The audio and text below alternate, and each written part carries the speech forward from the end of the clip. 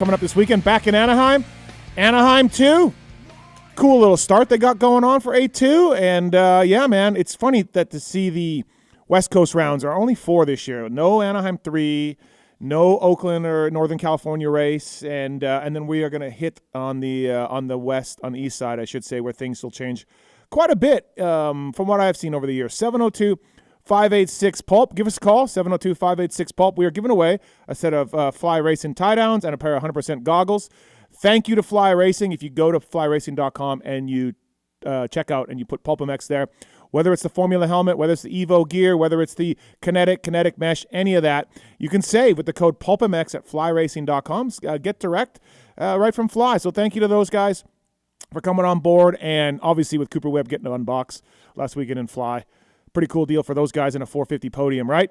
Thanks to Fly Racing guys, and Get, Decal Works, Maxxis, 100% Seat Concepts, O'Neill Team, United America Mortgages as well. And really thank you for listening and watching. Some big news today in the motocross world with the Lawrences and dropping their agent Lucas Mirtl, who's helped them a ton over the years and really elevated their profile. Mirtl has represented a lot of racers, and then Mirtl put out his own statement. So we'll get into that with Jason Weigandt and Jason Thomas today on the show, but lots to talk about Anaheim when it comes to Anaheim 2 as well, and the Juju Diggs battle will continue this weekend, I think. Really interesting, the 250 West Series right now. Taking your calls over there, holding things down in the corner. He came in first today. He came in early. He came in with a smile. He came in with enthusiasm. So he gets introduced first. Yes. The Tits Legendary. Hey, Tits, what's up? Every week. Glad to be here. Thanks for coming by. Yes, thank you. Glad to be here. Do you want to respond to Debbie's slander on Monday about your golf? I appreciate her saying that I was quote-unquote all over the place, as that was false. Mm-hmm. But other than that, I did quite enjoy my time golfing with you guys. Okay, all Yes. right. Thanks for coming out and so arranging I'll that. accept Deborah's apology even if she doesn't give one. She won't. No, Okay. Debbie will not. Okay. Working the camera angles, fixing pulpmx.com. He came in 9 minutes before 11. The Travis Marks. I'm Jack to the tits! Thanks for coming in, buddy. I'm not saying you're picking favorites, but you do tend to introduce Tits before me quite often. He comes in first, and he comes in with a smile. And he comes in happy. I come in happy all the time. Oh, sir. Jack to the tits, man, right? Jack to the tits. Oh, and tits sir, I'd like referring to- to tits. I'd like to debate the happiness part of it. Let's get Weege on the phone if we can. 702-586-7857. Thank you to Seat Concepts. Seat guys, they're really big in the dual sport world, and they sponsor Beta. They sponsor Phoenix Racing, Ampro, Yamaha, and more. Seat Concepts, ride the world with them. Pulp 25 to save 15% off your next purchase. They have a proprietary foam, and handcrafted seat shapes are made in the USA, and they put you and your ass in a better place no matter what the element.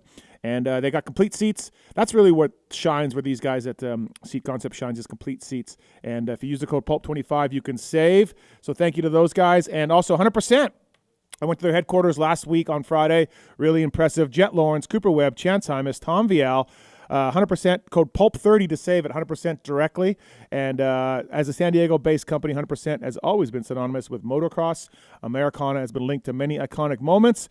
As the brand's awareness grows again on downhill, on cycling, on MotoGP, MLB, and of course motocross, 100% is inspiring a new generations of racers. Asking the original tagline, how much effort do you give? PULP30 is the code to save with the folks at 100%. And yeah, man, lots to get into today on the show. A2, and we will talk as well about this Lucas Mirtl thing, although details are still coming out and still working phones. But yeah, it's not a good situation for anybody when something like that happens. If you want to know if you don't know what I'm talking about, just go on Instagram. RacerX has it, amongst others. So yeah, thank you to everybody for asking me about it. We'll get into it. So again, use the code PulpMX when you check out at Fly Racing. Give away a pair of goggles, a pair of tie downs as well. And speaking of Jason Weigandt, he's in the booth this week for the first time this year. Round 3, he'll be in the booth with Ricky Carmichael. So it's cool to have Weege in the booth. And of course, he'll do a great job because he's Jason Weigandt, right? 702-586-7857. We got a few lines open, and let's get right to it right now. The man is back in the booth this weekend for his first time, round 3. Jason Weigandt. What's up, Weege? A lot's up right now. Not the thing that everyone's thinking of. My email was just hacked about 3 minutes before I came on this show. Yeah. So that's what I'm dealing with now. Yeah, I was hoping that you weren't going to cancel because we all got this email from you.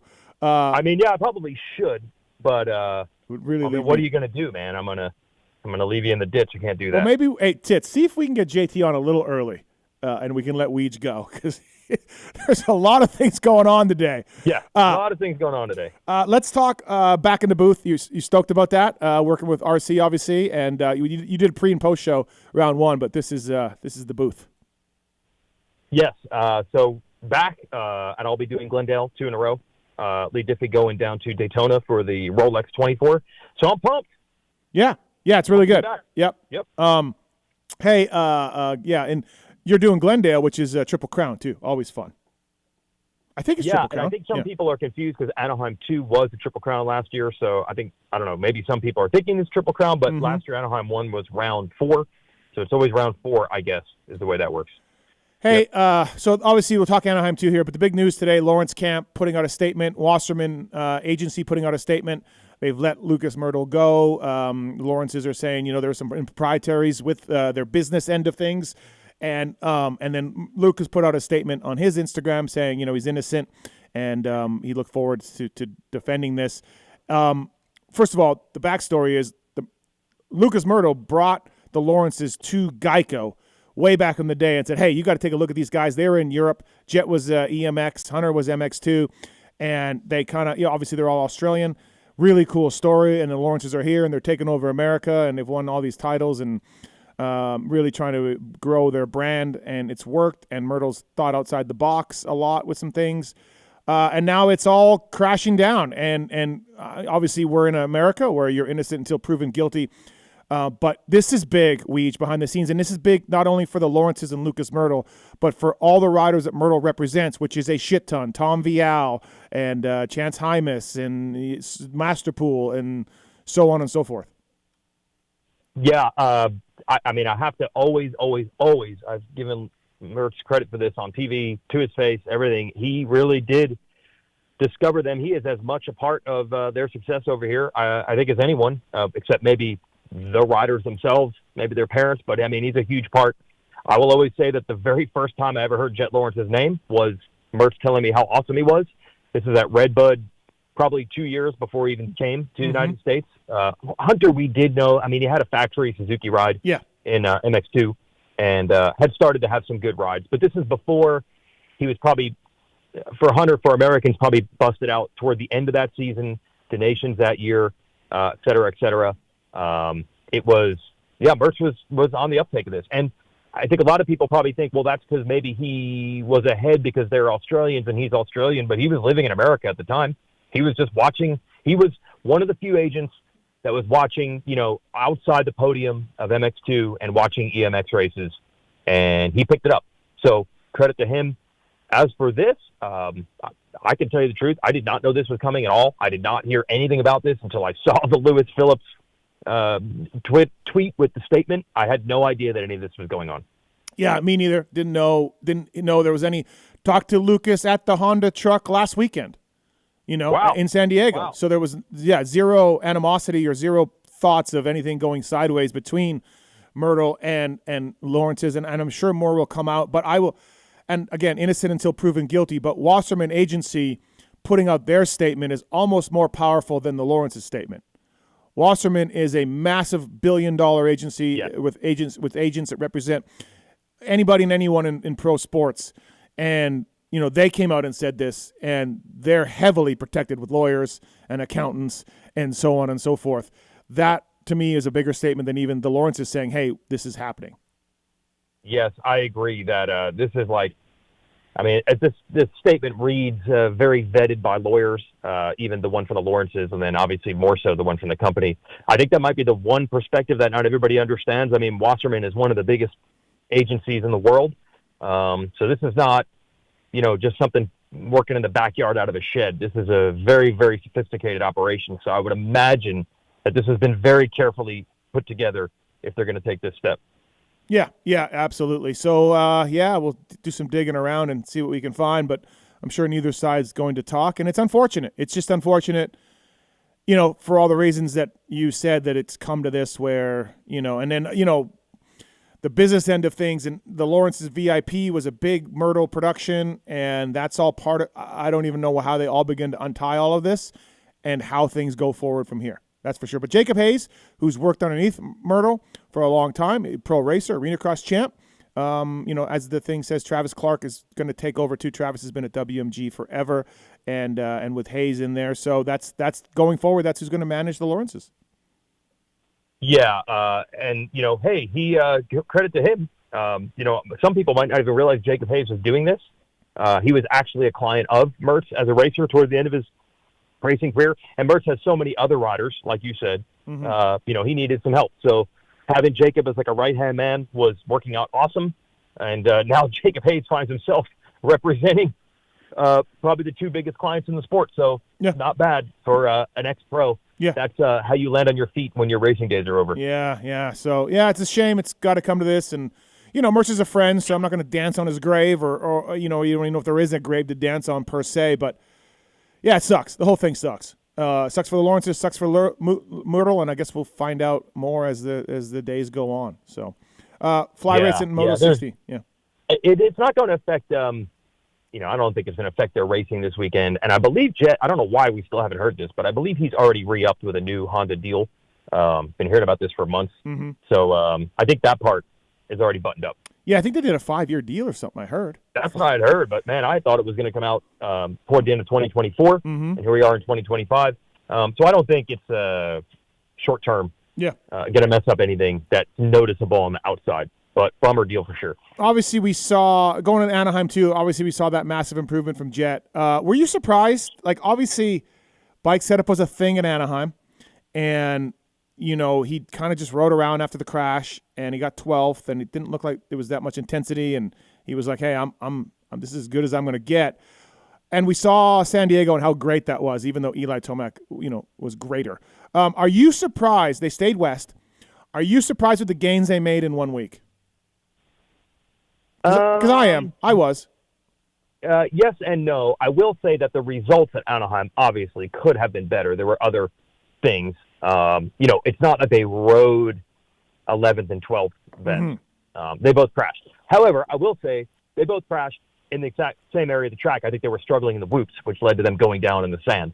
But, if Hunter doesn't crash, maybe he still finishes 5th in that race, and it doesn't seem like that big an improvement. They did get a lot better. I think the Anaheim results were worse than they probably should have been.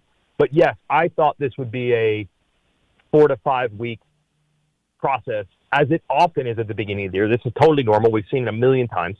And by February, they would have been fine. But maybe they're closer to fine in round 2. Yeah, exactly, right. I think that's just surprised me, the gains they made, suspension stuff, chassis stuff in 1 week. And Jet mentioned riding some more motos, and I'm sure he did this week. So we'll see. If I told you that Chase Sexton and Eli Tomac have been they're tied for the fastest rider in the 2025 Supercross Series, would you go with that, or would you dispute that? Oh, right now? No, yeah, I would right definitely now. go with that. And they're tied. They're absolutely tied. Yeah, they haven't raced head to head, so there's absolutely no way you can break it down. Their qualifying has been literally almost identical. And they had 2 identical races. I think the real question here, this is the question right now, is yes, the Honda's improved. How much improvement do they have to go? I mean, we knew going into the season that they were behind on the new bike, and I know people hear that and say that's insane. We saw how good Hunter was at Unifriggin-Dilla. That was in August on this bike. But there's a lot of new stuff on the bike they didn't have back then, namely suspension, and Supercross isn't the same. So we kind of knew they'd be behind the 8 ball, obviously. Sexton and Tomac are not. So what if Jet and Hunter get way better from here? Yeah. And then Sexton and Tomac are already maxed out. I think that's the answer. That's the real question. Gage is on 4 here, Fly Racing Moto 60 show. What's up, Gage? Hey, what's going on, guys? I want to pivot a little bit to the 250 class. I saw March Banks went out with an injury. I'm assuming they're going to bring up Drew Adams. But I was curious, are they going to be reaching out to any others for some potential fill-ins for the remainder of the Supercross season? So I found this out yesterday, Weege. Garrett Marchbanks sounds like he hurt. I kind of get conflicting things. I think he's out for the weekend.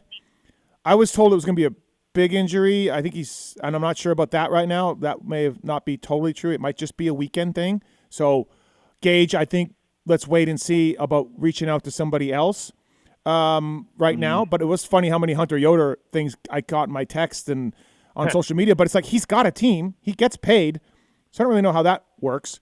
But Weege, either way, Masterpool jumps in and he's broken a finger or fingers. He was in a soft cast wrap after the race.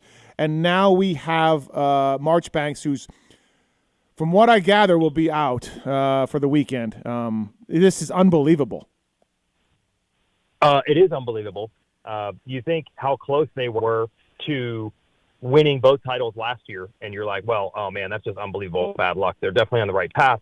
The bikes are getting better. They have the right riders. You wouldn't think that this would be somehow even more of a nightmare a year later. But I think we're there because if you look at both Kitchen going out with the illness and then these two, that's 3 riders in 2 races. Yeah, unbelievable, right? I didn't think you could top the 2 guys crashing into each other at the showdown last year, but we might have done it. Yeah. I forgot about that, until, you just I will say that we do need to follow up and see what the situation was with Kitchen because that was a bit of a, how do I say it?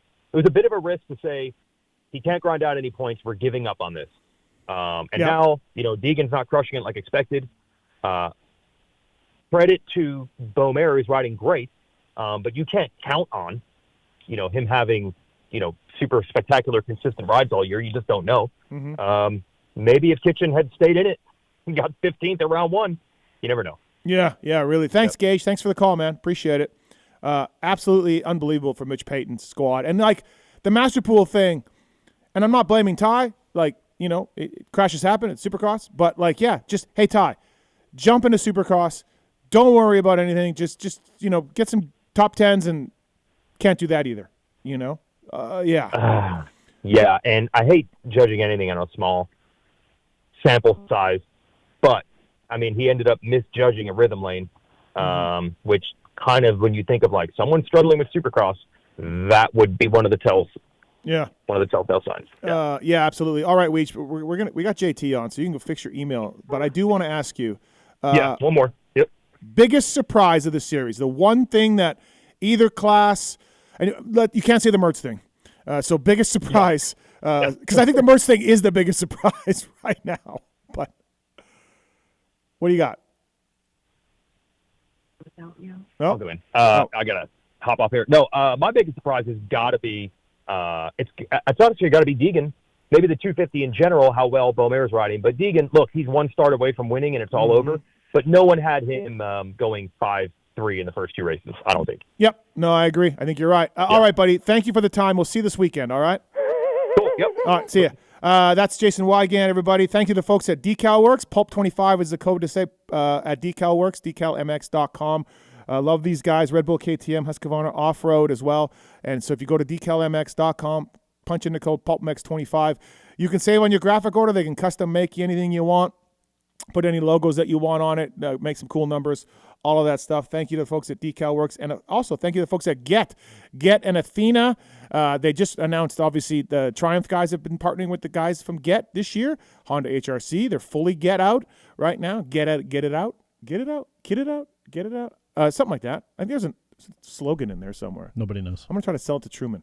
All right. Thank you to the folks at Get. If you want a discount from Get or Athena on 2-stroke CDIs or 4-stroke ECUs, email us using our contact form on pulpmx.com, and we'll pass that on. But Triumph, Honda HRC, many privateers using Get. And Fly Racing, Moto 60 show, speaking of Fly Racing, jumping in early, relieving his buddy. Jason Thomas. What's up, JT? Can you do that, Athena, get it out? Because that was terrible. I just want to hear you do it again. Okay, so you know the kit. I'm kitted up. I'm kitted out, like that. That's saying, right? You know that. You don't know that saying? Okay.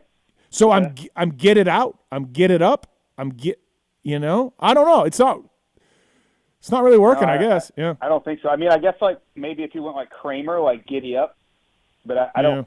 I think it's all bad. Okay. I think it's all bad. Fair. You're a pretty smart guy, but this wasn't your best work. Fair. What the fuck are we doing? Hey, biggest surprise of the series, I was also going to go with what Weigandt said. I don't know if you heard him, but the Juju, and I don't know if it's a Deegan thing or a Juju, the rise of Juju. Somewhere in there is my biggest surprise of 2025 through 2 races. Do you agree, or do you got something else? Yeah, he's been pretty freaking good. I'm going to go Cole Davies. Okay. I did not see this. I mean, the results haven't jumped off the page. It's not like he's gone like 2-3 or something. But the improvement and confirmation of what I think he has a chance of being now. You know, I don't know if my take is as strong as DV's per se. But, man, he's pretty freaking impressive. And I have been very lukewarm. Not down, but just kind of like, he's fine. Yeah, right. He'll be all right. Whatever. Yep. But, man, I'm coming around. He has really gotten better in a really big hurry, and he's only 17 years old. So, I'll go with Davies. Yeah, okay, fair. Yeah, Davies has been great. Think about I brought this up in my column on Racer X. Like, Davies was in Futures last year, and Juju was Futures 2 years ago, and they're 1-2 in that main and riding great. And I'm just like, wow, you know. And Deegan was the year before also. Yeah, it's great. All right, so I got to talk to you about the Lucas Mirtl thing that came up. Mertz put out a statement. Wasserman put out a statement, and of course the Lawrences did as well through Lewis Phillips. What's your take on this? Pretty surprising, and it's sad. It's a sad deal for everyone, I think. Everybody loses in this. That it all is terrible. You know, like I think we have to be really patient and kind of let the facts come out because we simply don't know what's going on. We don't, right? Lucas has his side of the story. We don't necessarily fully know the Lawrence's side of the story. And, I mean, these are people that were very close, professionally, personally, and I really don't have anything negative to say about the way Lucas has ever treated me. So I'm going to shut my mouth until the facts come out because I am absolutely not going to bury this guy because, one, he's been a friend to me, and two, I don't know what the hell went on. You know, I don't have any reason to pile on here, and I don't think it's appropriate whatsoever to pile on, especially when I don't know anything. Oh well, that's what we love to do, and some of those comments are just disgusting. But I'm not gonna do that. I know. Neither am I. Yeah. Yeah, I know. I think there are people out to get him because, I mean, he is not one to pull punches. So if you're on the punched side of that. There are going to be people that are going to go after him because they've been waiting for this moment to go after him. And so be it. That's the way of life. And when you're aggressive with, you know, Mertz and he is aggressive. Say what you want. He's aggressive in the way he goes about things. And you're going to have people that are going to be on a witch hunt if you give them a chance. So expect all of those people to come out of the woodwork now with their pitchforks. That's what's going to happen here. I'm just not going to be one of them, even if, whatever. If he did something nefarious, and let that kind of run its course, and he will be punished if it's appropriate. But I just don't believe it is fair to have negative comments or for me to really say anything because he has never treated me in a reason where I would want to, and second, I have no reason to in general just based on facts. So yeah. I just am more sad for every part of this because I know how much that group has accomplished together, and it seems like we're now past the point of it ever being salvageable. Yeah. Well, you know, like I said off the top, it's America. You're innocent before proven guilty. Mirtl put out a statement saying, you know, this is not true. But I will say same thing to you. And Mertz and I have had some differences. We've had some blowouts, but we're fine. We're friends. But I will say to you, JT, same thing I said to Weege. The Wasserman is not going to put that statement out, and Wasserman is not going to, you know, it's one thing for the rider and riders to point fingers and then the agent point fingers back, and that's all whatever. But with Wasserman Agency, WMG, that's a very big accusation for Wasserman to do. You know, so yeah. I mean, on their end, they certainly feel confident. Everybody on their end, whether it's Lawrence's or the Wasserman, they all feel confident in what happened. You know, that has to be said because you don't go public with these things and you don't terminate things or people terminate positions, terminate agreements. Like, there's a lot of legal ramifications if you're wrong, period. Yeah. Like, a lot of legal rims because basically, if they're wrong, they have incorrectly, I think, irreparably damaged this guy's reputation. Forever. Yeah. I think Mirtl's he has a very good cause to get a lot of money from Wasserman. Yeah. If they're wrong, it's going to be a very, very bad situation for WMG. Now, I can't imagine that they feel like they have any chance of being wrong, nor they would never go this route. They would do it privately. You know what I mean? Yeah. I'm still unsure why they're doing this also publicly. You know, like I don't know why they're putting this out in the public forum like this. But again, who am I to say what's right or wrong? It's all just so bizarre. And again, the feeling I've had since the started was more of like not sad because it's not directly affecting me. I'm just kind of bummed for the whole thing. Like, this is a situation where every single person attached to this loses. Yeah. And like you mentioned too, he's been aggressive. He's taken advantage of his clients' success to further and better deals and this and that. And so he's made enemies along the way. And those people are all coming out because this is. Oh, they're coming. Yep. Oh, yeah. You know it as well as I do. Anybody who's ever had an axe to grind that never felt like they had a way to air it. Yeah. Here it comes. Yeah. And that sucks. You know, it does suck. And I'm sure he's known that for a long time. There were people out to get him. They just really never had any sort of way to get at him. And now they're going to feel like this is their window. Absolutely. So we'll wait and see how it develops from here. But it's a sad situation all around. Sad for the Lawrence family, who sounds like they've lost a friend. Sad for Mirtl, who's lost his sort of reputation and maybe some of his clients. And you know, good for Jacob Hayes. I guess he picked up a lot of work real quickly. I mean, Jacob Hayes can't be happy about this. No. You know, this is. I mean, these people are all friends. You know, yes, business, all of that, but you don't establish business relationships for this long without there being, you know, there's a lot of feelings involved in this too, that I'm sure there's a lot of sadness on top of, I'm sure there's some anger. 100%. If people are wronged, they feel angry, but I would almost guarantee you that they're really sad that it's going this way too. Yeah, for sure. Marchbanks is injured. I think he's out for this weekend, maybe next. Ty Masterpool, we saw. Hard to not think Drew Adams is in here. I mean, they got sponsor obligations for Monster, Kawasaki, etc. I got it that people were like, pull Hunter Yoder out, but Hunter Yoder's got a salary and a contract and all of that. Hard not to see Drew Adams lining up this weekend. Right? Yeah, but like, wouldn't we have heard about it by now? I guess. I mean, yeah, but. I mean, I wrote in my column today that they're going to have to call Ryan Hughes to saddle up and get back out there. Like, I don't know what else they're going to do, because I thought Drew Adams made the most sense when they put Masterpool in. And now it looks like they don't have anybody, and I still haven't heard that they're putting Drew Adams in. So I guess I'll be damned. I don't know what the hell is going on. You know what I mean? Like, yeah, from what the most obvious solutions are not happening, so I must not know enough here. From what I gathered, Drew hasn't been riding the race bike. He hasn't ridden the race bike. They just don't have enough parts. They don't have enough bikes right now. It's a brand new bike. They don't have enough mechanics. So they've been putting Drew on his older setup, and so they may have to throw him in with a brand new, setup test. But I don't know. But they also they can't show up at Anaheim too without a rider, or can they? Can you do? You would know better than I would with agreements, but can you show up without a rider?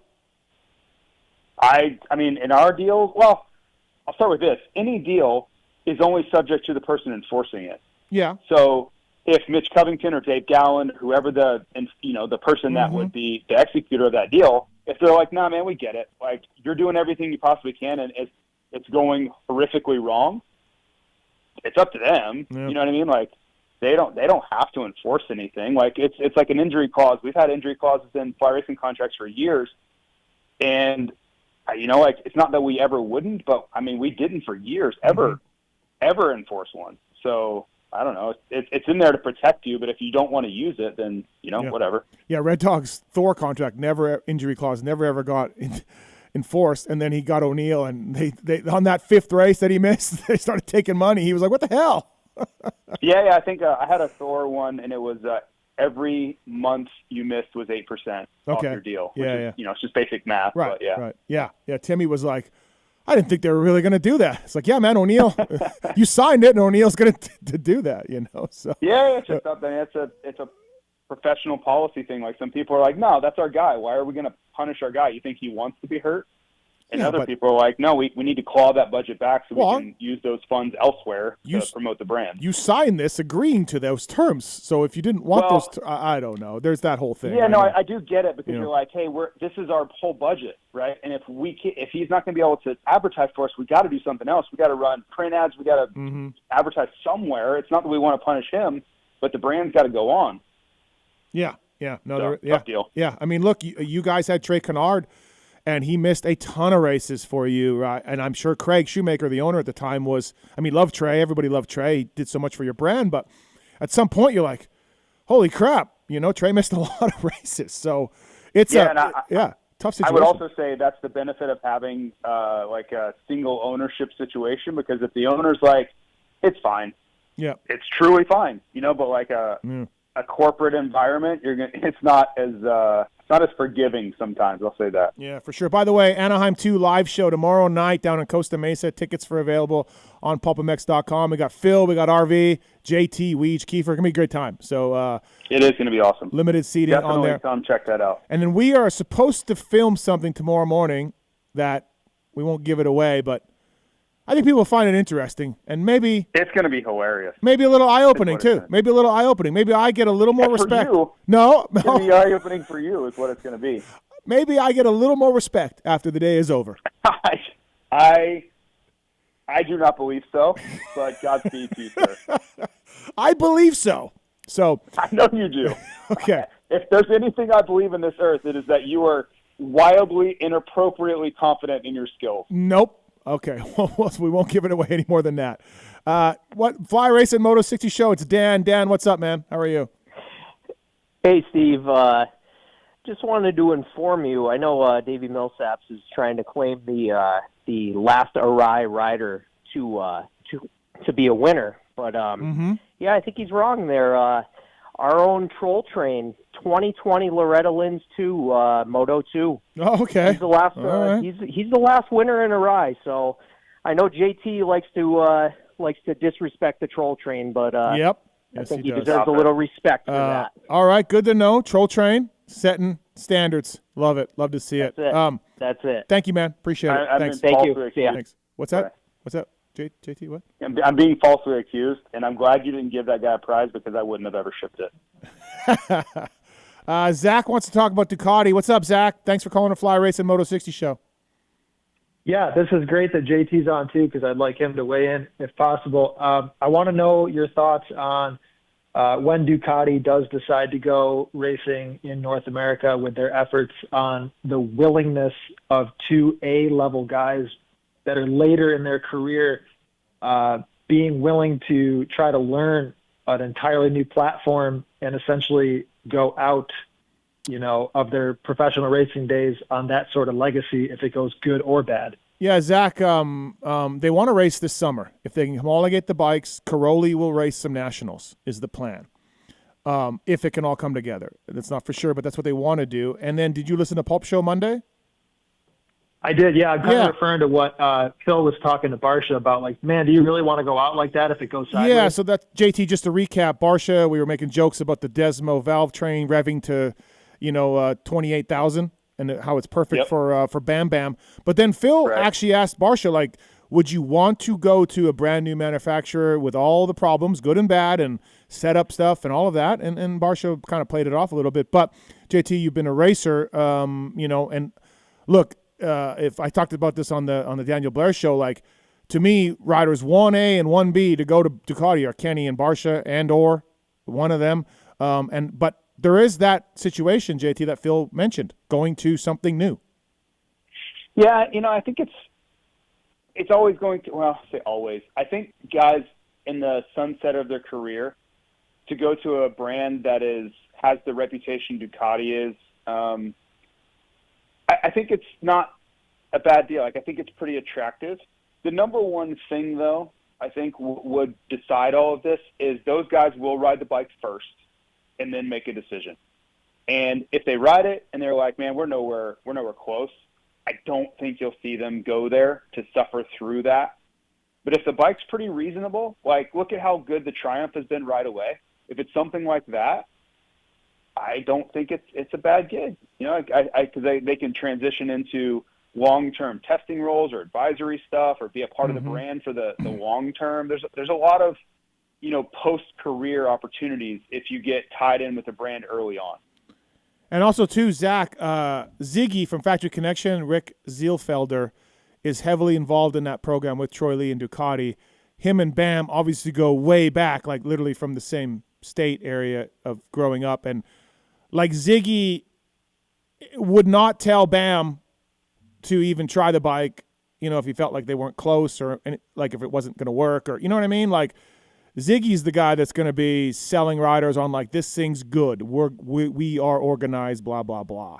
So yeah, absolutely. yeah. Like on paper, it looks like a phenomenal move for a guy to make like that. But you got to be thinking like in the back of your mind, like, man, if this doesn't go great, especially because Kenny's been so loyal to Suzuki for so long, like he seems like the last guy that would want to take such a ginormous leap like that. Yeah, I will say this. I said this on the Blair show too, JT.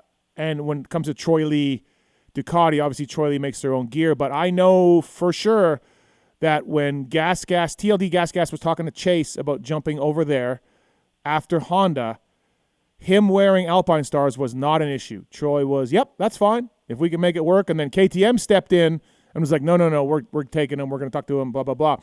But the precedent for Chase to wear A-Star on a Troy Lee gas was fine. So when people are talking about Kenny and Fox, I'm guessing it's the same thing. So yeah, it's interesting. I would have guessed that would be kind of a non-starter. Yeah. But I don't know the terms of it, because the prior team, the KTM side, Troy was, I think, whoever the ownership was, Troy, whoever, they were so heavily invested in it that would be a really tough pill to swallow. But I have the feeling that Troy is not spending the money on this venture. So I don't know. There's a lot of ins and outs there. But, yeah, I think it always comes down to how much is Troy having to put the bill for something like that. Because it would be really tough to be spending all of this money and then watch your number one guy wear something else. Zach, do you want a pair of goggles or tie-downs?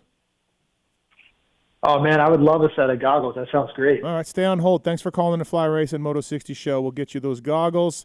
We have more calls for JT here on the show. Shad's on one. Shad, you want to talk about Mirtl? We covered it a little bit, but what do you got? Yeah, you guys pretty much did. I was just like, what's the ripple in effect? But yeah, for someone like Vial, you got to feel pretty bad for because he's riding for a company that's having like financial issues, and then this on top. So coming into the season, you wonder how it's going to really affect him. Yeah, a little bit. All these guys, and also too, listen, behind the scenes, JT, I'm sure there's some sharks circling some of Mirtl's old riders saying, are you happy? Are you good? Or Lucas may have some riders that are like, I'm going with you, literally a Jerry Maguire moment. I'm going with you. And Mirt's got his goldfish, and he's leaving. So behind the scenes, JT, could be interesting that way. Yeah, who knows, man. I would guess that there are a bunch of involved parties that are all going, what in the hell is going on? You know what I mean? Probably far more questions than there are answers. Yeah. But as far as Vial with the KTM thing, I don't think it's bothered those guys too much. If you look at Sexton, he's looked better than ever. So I think most of those guys, Vial included, probably realize they can get a job elsewhere if it comes to it. Sexton can pretty much go where he wants. And I think Vial, especially on the 250 side, could probably go where he wants to. If he wanted to ride for Mitch would have him a bike by 2 p.m. You know what I mean? So they're probably like, this isn't ideal, but they're fine. They have so much leverage within their own kind of ecosphere. I think they're okay with it. Thanks for the call, Shad. Appreciate it. Thank you. Yeah, one of the things I said was if Chase isn't going to work with this KTM, then look for him to switch teams, Cowie or Yamaha, the two spots. But we're only 2 in, but he looks so good. He just may re-up there. Everything could be better, So yeah, I think it all comes down to how does KTM come out of the restructuring. I don't I don't think he's looking for like, I got to get out of here. Mm-hmm. But I still believe there's a lot that has to be sorted out between whatever KTM looks like in 26 and beyond, and assuming they're going to have a lot of new investors. Do those new investors have the same passion? Like, is their direction for KTM as aggressive? I don't know. I'm just posing the questions that somebody's going to have to answer, because new money is going to want to be profitable, and you know what I mean? It's just going to be a different looking thing over there. Maybe they adopt the same policies and the same principles and are like, hey, we need to clean a few of these things up, but let's get after it. Or maybe not. So I don't know. That's going to be a very interesting thing to watch, because we've only known one thing from KTM, and that is hammer down, wildly aggressive, trying to grow their brand. Yeah. And that it could change. Doesn't mean it will, but it could. So somebody, I don't know this stuff as well as you do. I don't understand it, the business end of it. But somebody told me next week or the week after is huge for these banks, these German banks, to decide the future, Austrian banks to decide the future of KTM and how much they can spend and what they can do. So yeah, I'm not an expert. I've done a lot of reading, and you hear things. I do believe that, for me, the KTM brand is far too strong to just go away. Like, take that off the table. That's not going to happen. I do think they'll get investment, outside investment. The question is, just like you said, what do the regulators agree to? Mm-hmm. Do they allow common equity that's in Europe, like their stock? They went public. They're publicly traded in Europe. Do the banks absorb that as collateral? There's a lot of real corporate finance questions that have to be answered, but I think there's a lot of private money that is going to pile in there, because I'll pose it to you this way. Think if you're a brand or a Chinese company or an Indian company, one of these companies that want to get into motorcycles, right? You can spend, let's say they have to put $1 billion or $2 billion in these private equity groups and global private equity. They can fast forward 25 years of motorcycle innovation with the snap of their fingers. Yeah. They can immediately be in every room, have access to all the testing, all the resources, technology, all of that, without having, they just skip all the steps. And imagine if you told Honda 75 years ago, hey, man, you guys could just come in at the last minute, spend $2 billion, and have the forefront of technology. You know what I mean? They'd be like, oh, yeah, okay, cool. Yeah. So cool. That's what I think a lot of these Chinese or whoever companies, Korean, it could be anybody, that's the opportunity that's on the table right now. So I would think there's a lot of people putting their hand up and saying, yeah, we want to be a part of that. Yeah, yep. Interesting to see. Jeremy's on 3. What's up, Jeremy? Oh, not much. How are you guys? Good. So getting the input from a rider and mechanic. What are the riders looking for, JT and Steve? What were you doing to make yourself stand out when you had a pit board? I mean, obviously what happened with Joe, getting his fingers broke. I've got a couple solutions to a problem we don't have, but just wanted to hear what you guys from down there. I just hear all this stuff. Even LVK show this week's talking about rider communications and helmet comms and all of that. Like that's fine if you want to start doing that for safety reasons, but not for pit board reasons. Like, it sucks for Joe. It sucks for Honda. But, dude, I've been in this sport for fucking longer than that. For almost 30 years. I've never seen a rider break his hand or pit board on a pit board. I have hit riders before. I've seen riders hit like the grip or the front brake lever and, just push the board aside. But I don't see this being a problem, even though it's really unfortunate. So, I don't see a problem here, JT. It's a freak thing. Now, is the system perfect? Probably not. But do I think we're going to make these wide, sweeping changes because of this incident? Probably not. Yeah. That's my guess. Probably not. So that's why I know I have a solution to a problem we don't have. But, can't these mechanics just stand back 3 foot from that barrier and hold their pit board out? That's why I was wondering what you were looking for when you were coming by. Are you looking for your board? You looking for your mechanic? No, you're looking for your board. Yeah, and you don't want to take your eyes off the track, right? So you want it in front of your eye vision, your eyesight, your vision. You don't want to turn your head. I mean, actually, you'd be surprised, and JT would know. Chase has gone on the record he never looks at his pit board. Yeah, I know, right? So, yeah. So I have one other solution to this. We could ban the pit boards. We could ban the pit boards, JT. In Europe, in your German races and all that, there's no pit boards. In Germany they have them. Oh, they do? Yeah, well, I shouldn't say that. I've seen people try to use them, but they usually can't get close enough to do anything about it. Yeah. But yeah, I mean, I think in a long race, like a main event. Maybe you could just do them in the main event or something. I don't know. Like in a heat race, you kind of don't need it, man. Just go for it. Like, yeah. I don't know. I mean, radio comms are in the end the solution. I just don't know that we're ever going to find the perfect answer to it, because when you go radio comms, like the only way I really support it is on a safety basis, not on a hey man, you're in ninth, looking good out there. You know, like I don't think somebody should be in your ear in that situation, because it's a little bit dangerous in my opinion. Yeah. Option number 2, I've got let the mechanics fucking swing at him. Wow. Okay. Let's take the gloves off. Yeah, there we go. All right. Yeah. Like a cornerman in boxing or something. Like, just go ahead and take him down. Yeah. Yeah. Another obstacle. All right. Thanks, man. Appreciate it. Thanks for the call. Another obstacle, JT. Yeah. It's kind of like when I was talking about getting stank with a chainsaw, and all that back in the day. Yeah. I don't know that I can like get behind like corporal punishment officially. But interesting. It's an interesting idea. Well, How about that? Now that you're no longer racing, you'd probably like to watch something like that. But yeah. All right, you want to take a Friese question? Sure, I love those. Really? You could have fooled me. I mean, I'm going to be brutally honest, and they probably won't like the answer, but I love the question. What's up, Peter? By the way, Peter, you win a set of tie downs just for asking a Friese question, all right? Heck yeah. Thank you, JT. And I'm on your side, JT. Motocross fans everywhere owe you a debt of gratitude for fighting him. Oh, yeah, there we go. All right, now you definitely get the tie downs now. If you were going to like come hard at me and tell me I'm a moron and all those things, then we're going to have to pull those back. No. I'm totally on your side. I just have a question. Steve mentioned earlier this week he's tired of riders complaining about Vince Friese.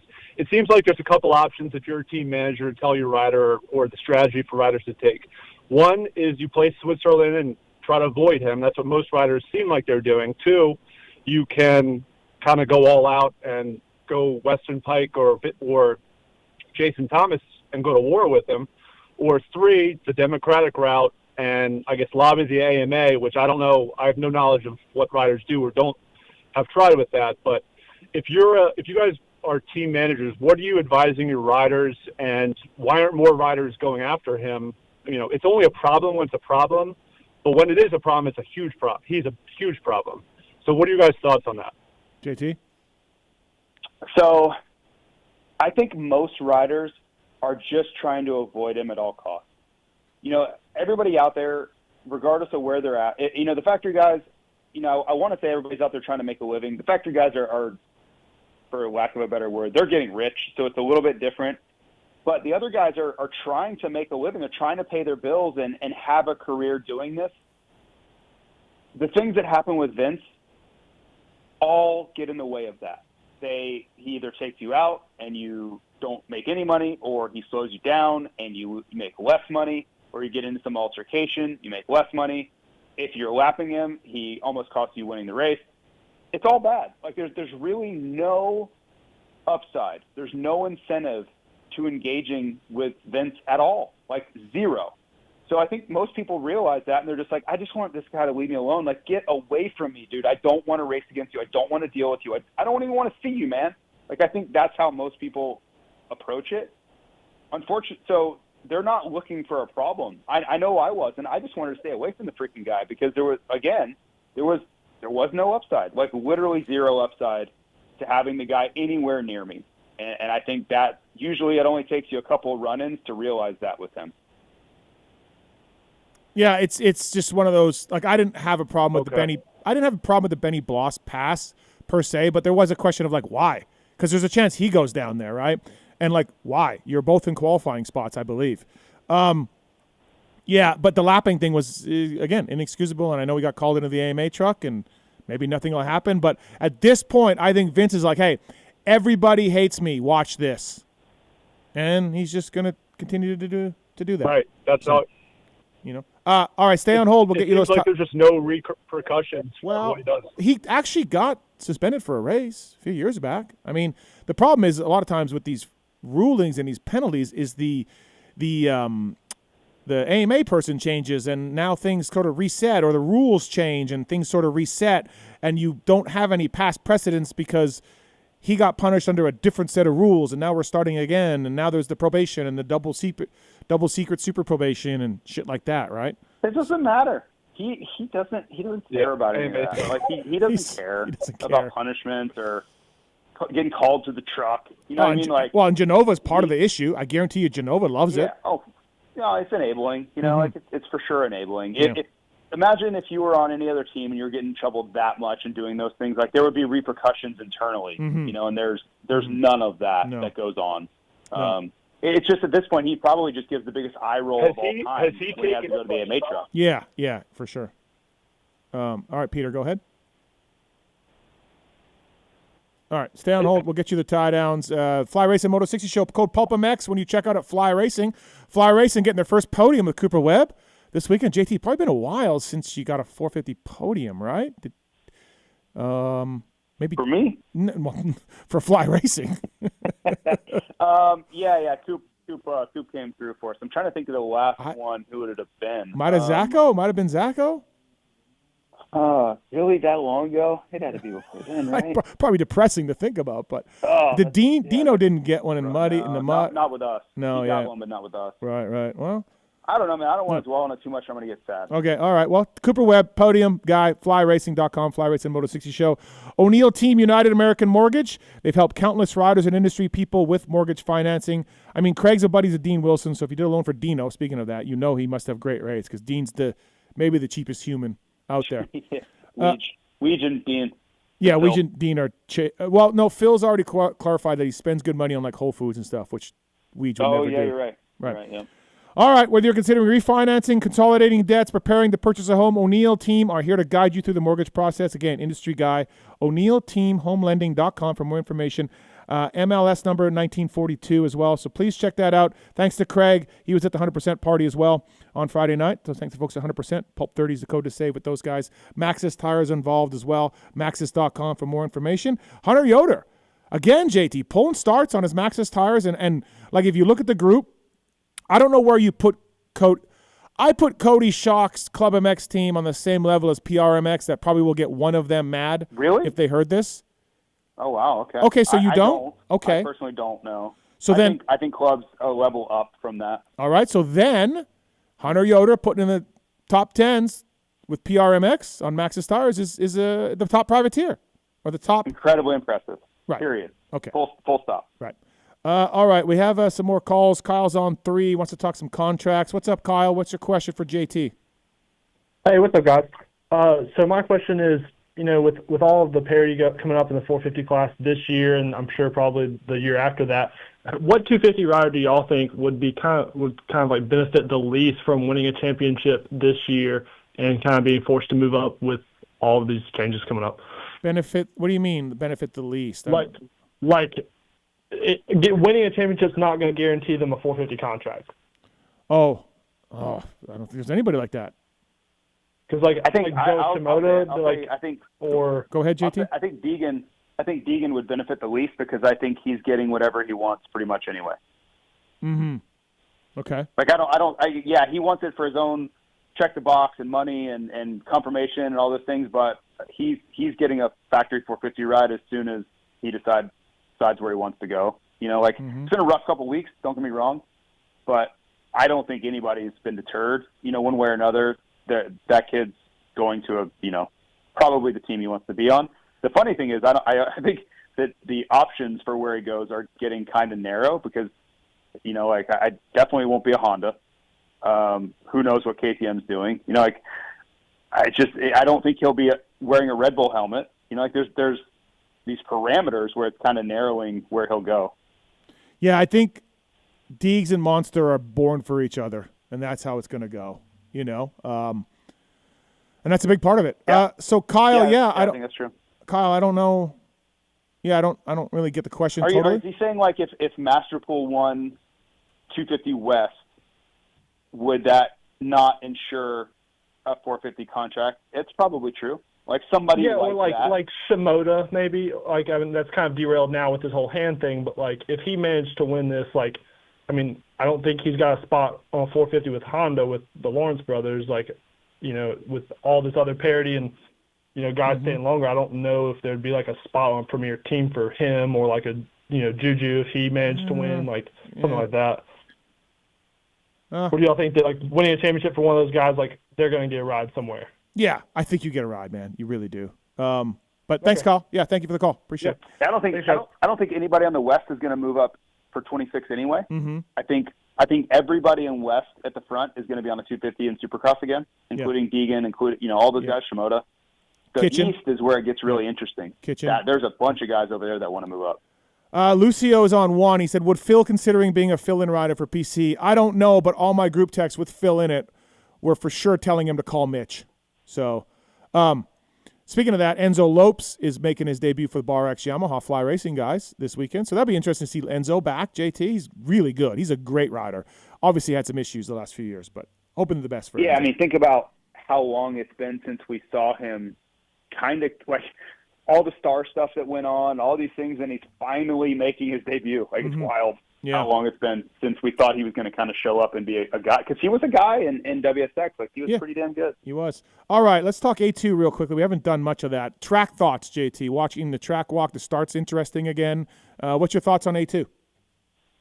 Yeah, it's okay. It's, I think the split start will be better. You hear split start and everybody starts freaking out about how A1 went, but it's wider than A1 was for a split start. And what I would refer you to is think about Anaheim 1 of 2022. Mm-hmm.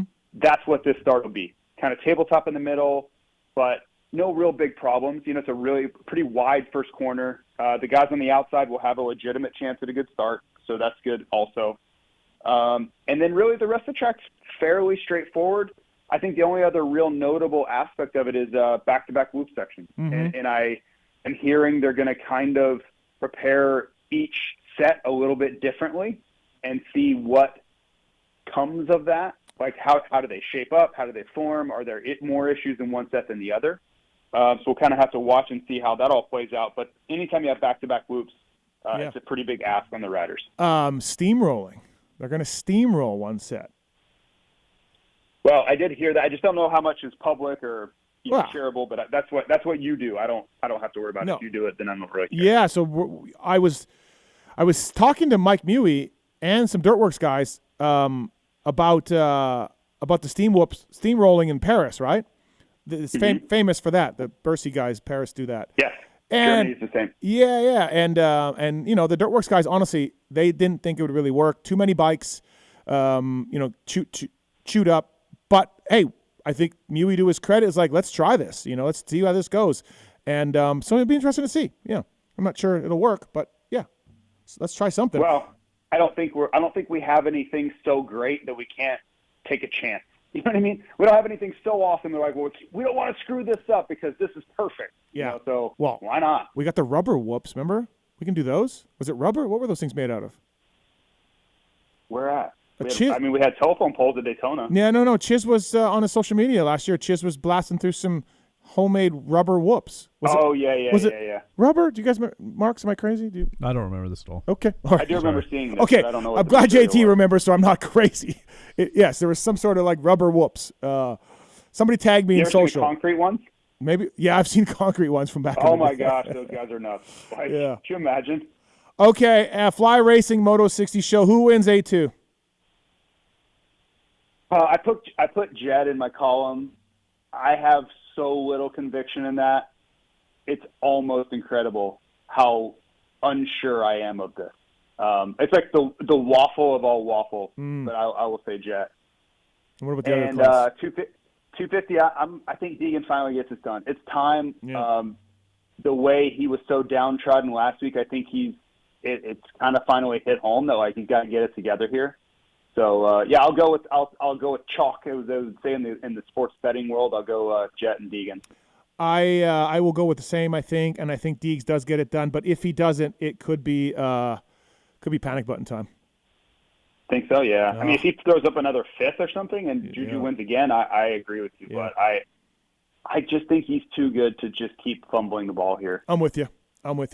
All right, man. Thank you for the time on the Fly Racing Moto 60 show. And tomorrow morning, filming something And then tomorrow night, live show. Tickets available on pulpmx.com. So really appreciate the time, JT. Thanks, buddy. All right, guys. All right, see you. All right, that's a wrap for the Fly Racing Moto 60 show. Thank you to the folks at Decal Works, Get, Maxxis 100%, Seat Concepts, O'Neill Team, United American Mortgage as well. Thank you, people, for listening. And sorry we didn't get to all the calls today. Really shame on that. Marks, good job today. Thank you. Tits, awesome, man. You better not. Nice job, Tits. Tits, legendary. Holding it together. I'm leaving. Thanks to JT and Weege. Thanks to you, people. We'll see you next Thursday. Remote show next Thursday, by the way. We're out of here.